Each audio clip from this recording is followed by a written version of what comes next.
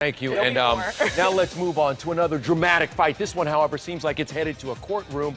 Friday, just in time for Mother's Day, Sherri Shepherd's husband filed for legal separation. Yeah, but the real surprise here is that he's asking for full custody of the couple's unborn child, staging a dramatic end to what seemed to be a fairy tale romance.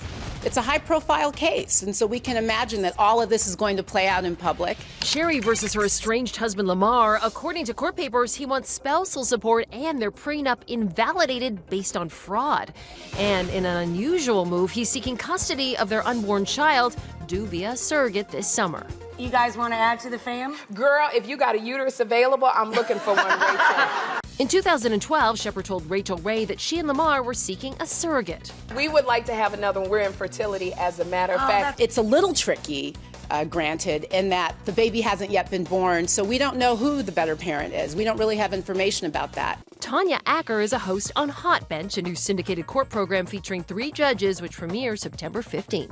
We also don't know the particular facts that he's going to allege in support of his claim that he should be the custodial parent. So we'll really have to wait and see how that plays out. Sherri didn't address the story on The View today, but her husband Lamar was hammered with questions by a paparazzo in LA. Do you think there's any chance of reconciliation? Can't say anything at all. But is it sort of amicable, or can you tell us why you've decided to fight for custody? With cameras rolling, Sherri and Lamar tied the knot back in 2011. I am getting married. Thank you, baby Jesus.